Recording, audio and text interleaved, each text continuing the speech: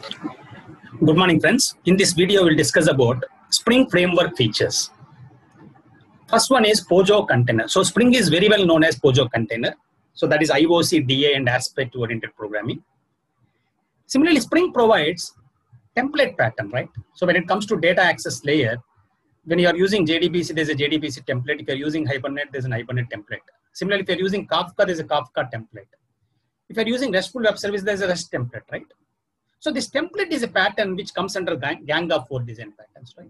So Spring is very well known as template pattern, right? It's a template framework. It provides template for every module of Java or most of the modules of Java, right? And the third feature is Spring has its own MVC framework, right? For example, like if you want to develop web application UI, like AngularJS, we can have a Spring MVC itself, which will provide one web interface, right? Similarly, Spring has a REST. Spring REST is built on top of Spring MVC only. Okay, so Spring REST is used to develop web APIs or web services. Then other features of Spring includes security, messaging, Spring integration, Spring Batch, Spring Cloud, Spring Boot, right? So Spring is the only framework which covers all the entire architecture, right? So for example, if we are developing some POJO class to microservices or cloud computing, Spring is the framework which covers all the layers, right? So in this particular video, we are going to discuss about the container. So what is a container first?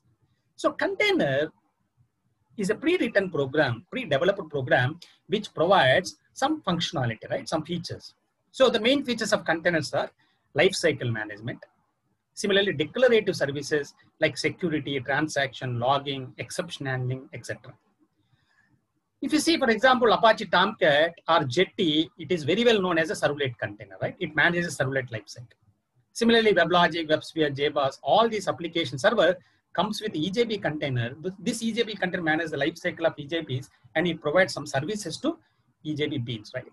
So similar to that, Spring is known as POJO container. Spring is a POJO container, right? Now let us discuss about what is this lifecycle management declarative services, right? So if you observe here in the lifecycle management, there are two things I mentioned here. One is bean managed lifecycle. Second one is container managed lifecycle, right? Normally as a developer, what happens when you're developing some Java program, most of the time we spend for creating some objects, right? For example, there's an account bean. We create one account bean object, set some properties, then we execute the methods of that account bean. Finally, we destroy the bean by giving account equal to null, right? This is what normally we do in our application. So this is where IOC says, inversion of control says, so whatever is common in your application, that should be decoupled from your application logic, right? So DI, dependency injection, is one of the implementation of IOC. We will have detailed information about IOC and DI in the next continuation, right?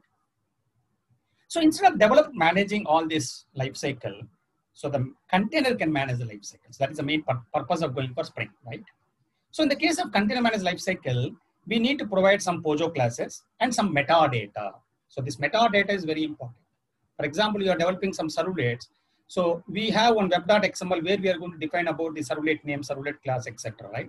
Similarly, to manage the POJO lifecycle, Spring would require some kind of metadata. This metadata can come in the form of XML or annotations. So if you see this slide, suppose there is an account being account DAO JDBC. It's a class which implements account DAO.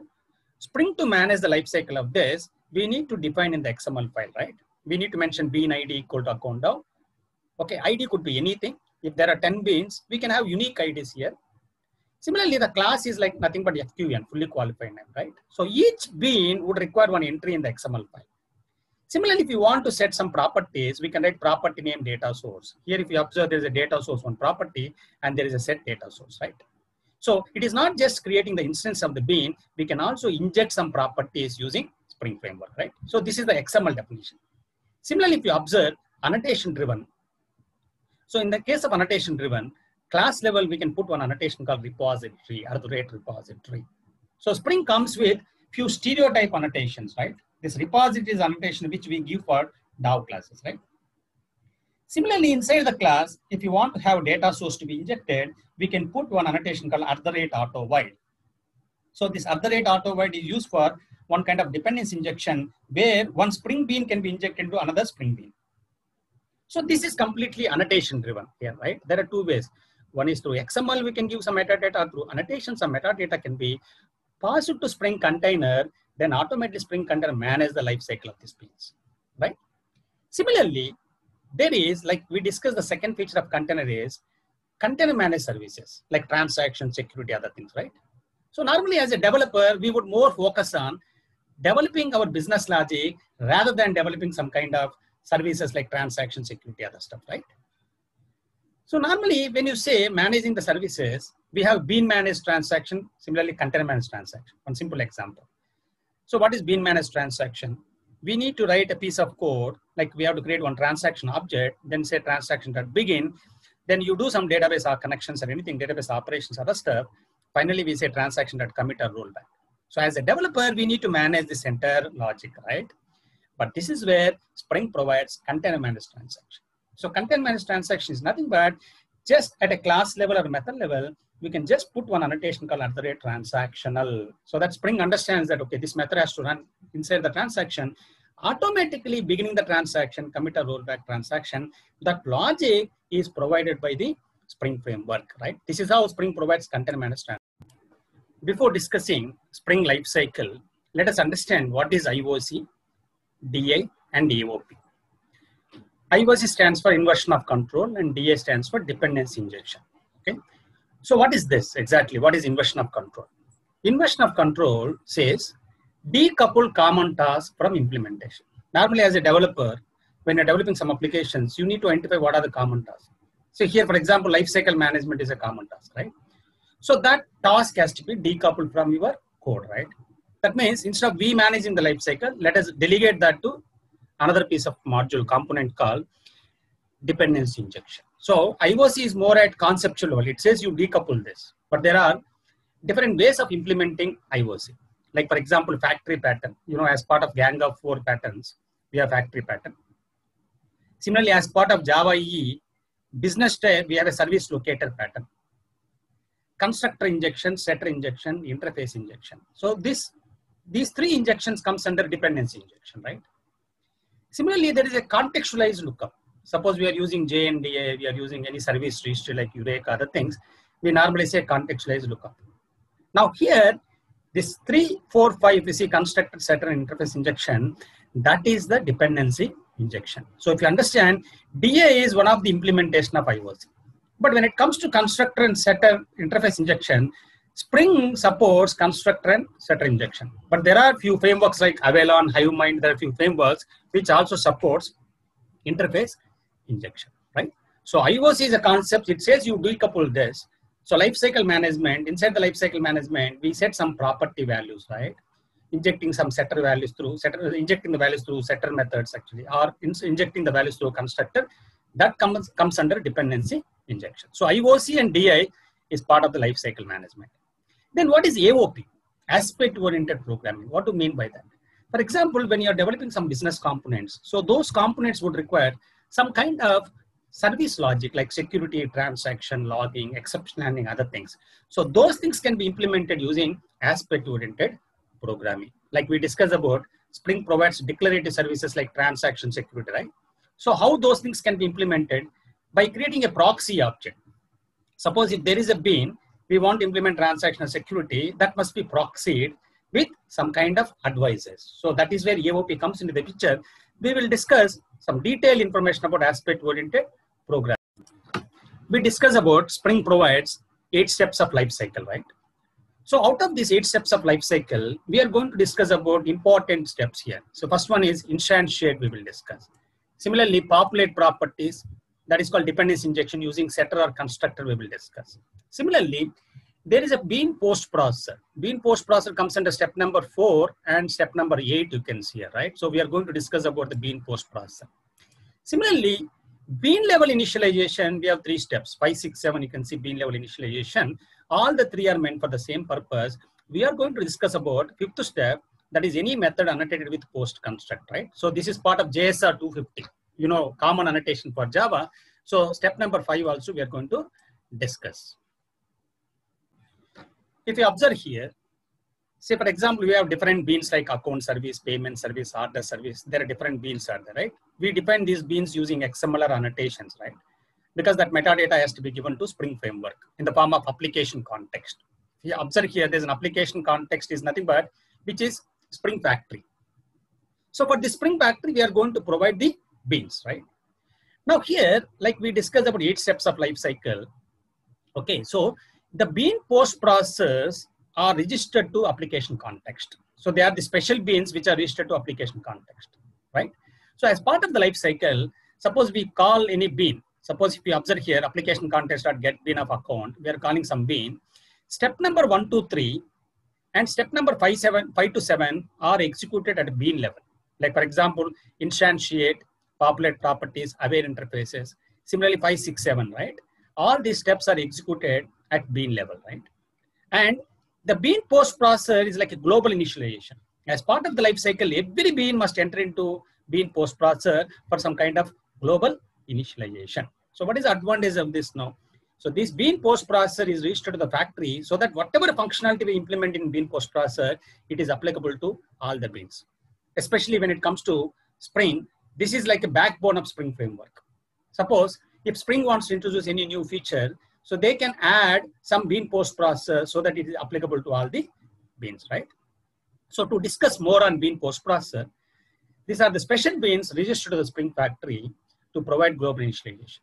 Okay, so factory hook that allows for custom modification of new bean instances. For example, checking for marker interfaces, right? Suppose we have some beans. Okay, inside the bean post process, we want to check whether these beans has implemented some marker interfaces like, for example, clonable, okay, serializable, remote interfaces. That is one thing we can do it. Similarly, whenever a bean enter into the bean post processor, we can make it as a proxy bean also, right? And not only this, bean post processor can be used for checking the, doing some kind of validations in the attributes, properties, whatever values we set in the bean. We can do some validation, formatting, other things can be possible using bean post processor, right?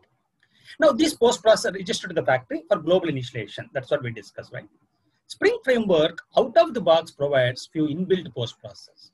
Simple example is like auto wide annotation bean post processor, default advisor auto proxy creator. Similarly, there is a property source placeholder configurer. Especially when you see inside the Spring to set some properties, we use @value on annotation with some kind of expression, right? Placeholder. So dollar in curly braces, we mention some kind of key and value pair, right? Key. So that key will be replaced using property sources placeholder configure. So these are all comes under custom bean. These are all part of bean post process, right? They are the inbuilt post processor provided by Spring Framework. At the same time, Spring allows us to create some custom bean post processors by using bean post processor interface and implementing some of the methods. To give some more knowledge about bean post processor, let us take an example. Suppose we have a Spring core, right? You have a Spring core component, right? Spring core, I will write it, right? Spring core is where we have application context and there are some core functionalities available, right? Now, assume that Spring wants to introduce some new functionality to Spring core. Example, if you see Spring version 2.5, so there is a JSR 250 implementation, right? Like we discussed, JSR 250 is nothing but common annotation for Java, okay? To provide any functionality, so Spring need not to modify the core functionality. So that can be like a wrapper classes. You know, in OOAD, Object-Oriented Analysis and Design, we use a principle called OCP, open close principle, right? So open close principle means what actually? Close for modification, open for extension. Whenever Spring wants to provide some functionality, so once Spring come up with some post processor, it is applicable to the entire factory. So in turn, it is applicable to all the beans, right? So to implement JSR 215 2.5 version, you know what Spring did actually? They came up with one post processor. So that post processor is nothing but common annotation. You see, there is a common annotation, right? Annotation bean post processor. So this is one example, right? So whenever Spring wants to introduce new functionality, they'll come up with one bean post processor because it is applicable to the factory in turn to all the beans. To understand the Spring life cycle, especially some of the main points of life cycle, so let us go through one example, right? So here I'm just using STS, Spring Tool Suite. Similarly, you can use for IntelliJ anything. So in the pom.xml file, I just mentioned few dependencies, mainly for example, Spring context, Spring core, right? These are the two dependencies to understand the Spring life cycle, right? And version is also I'm using 5.1.3, right? Here, There's a main application. You can see there is a main application. Similarly, there is one simple service. So here, the simple service is our business component, right? There is a simple service. And this is annotated with @ service. This @ service is nothing but stereotype annotations. So Spring provides stereotype annotation like @ controller, @ service, @ repository, @ component, right? So what is the purpose of this? Suppose when you put @ repository, that means it's a DAO component. Whenever Spring wants to provide some functionality for a DAO component, so that will be written in @ repository, right? Similarly, @ service is for business type. Whenever Spring wants to provide some functionality for business type, so they can implement it at @ service level, right? So that is why we have a fine-grained annotation, stereotype annotations for each and every layer of the framework, right? So here, like we are using annotation-driven configuration. So there is a simple service with @ service, right? Similarly, in the main application, if you see the main application, so this is normal public static void main here. Here, we are using @ configuration. So the purpose of @ configuration is nothing but instead of XML, we are using annotations for defining the Spring beans, right? Because we have discussed about, we can provide a metadata to Spring Framework either using XML or annotations, right? So if you want to use annotation driven, then we can put one annotation @ configuration. That is one thing. Similarly, there is @ component scan. So the main purpose of this component scan is when we define some stereotype annotations, right? So Spring has to search for those stereotype annotations and construct the application context, right? So component scan, we can give some base package. Suppose, for example, demo.spring is the base package. If you observe here, we have a demo.spring as a base package. The rest of things are coming under sub package. There's a demo.spring service, demo.spring.post processor. A few things are written. These are all following the base package, right? So component scan will scan for this package and sub packages for stereotype annotations. Similarly, we are also using property source. So this mainly property source is to load the application.property file from the class path. Here it's mentioned class path : application.property file. So we discuss about, there is a bin post processor. This is also comes under bin post processor, but we will discuss in the coming session, right? Similarly, here in the source main resources, we observe there is one application.property file is defined, which has some key and value pair, right? Now, if you see the life cycle of Spring, right? First step we discuss about instantiate. That means the bean will get created. So for instantiation, we need not to mention any constructor. Spring will automatically use the default constructor, right? But however, to understand the life cycle, what we can do is, suppose we are taking this example, right? Simple service, we are taking this class, okay, to implement all the steps, right? So there is a constructor here, simple service. Just we are displaying one output statement saying that life cycle instantiate. So that whenever we run the example, so based on this println line, actually, we can understand maybe logging or print statement, anything, we can understand that, okay, this life cycle got executed, right? Similarly, there is one attribute you can see as string interval. There's a property string interval, and there is a setter and getter methods for this, right?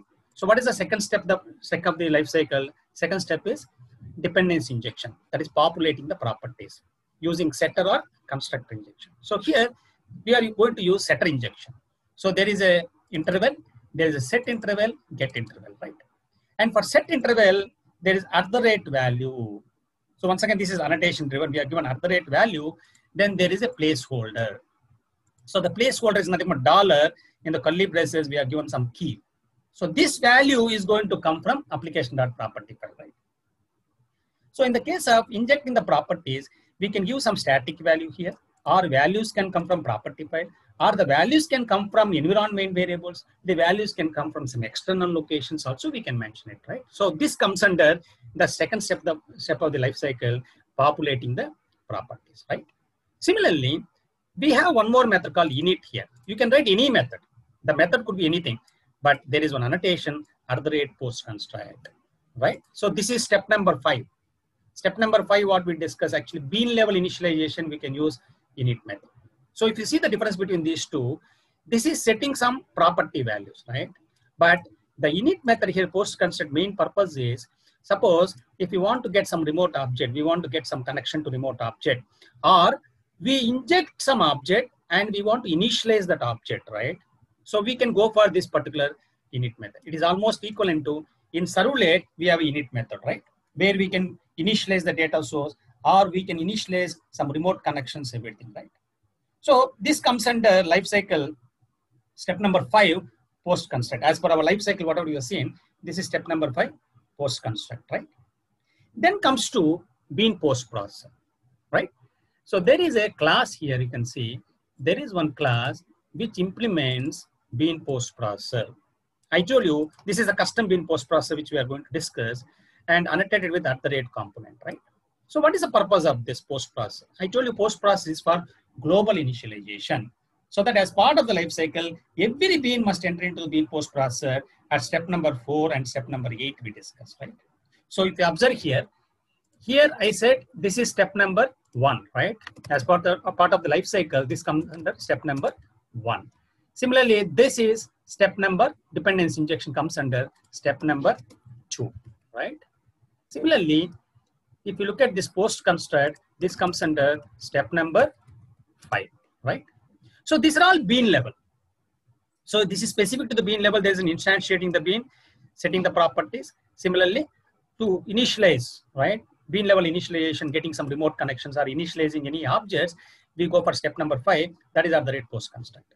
Then what is bean post processor? Bean post processor is not specific to any bean. That's what we discussed. Bean post processor is global to the factory level. As part of the life cycle, every bean must enter into the bean post processor at step number 4 and step number 8. If you see, observe here, there are 2 methods: post processor before initialization, post processor after initialization. So this is step number 4 and this is step number 5. So that means, what do you mean by this actually? Before bean level initialization, that is here, before bean level initialization, it comes to this. Similarly, after bean level initialization, then it comes to this. Okay, this is step number 8, right?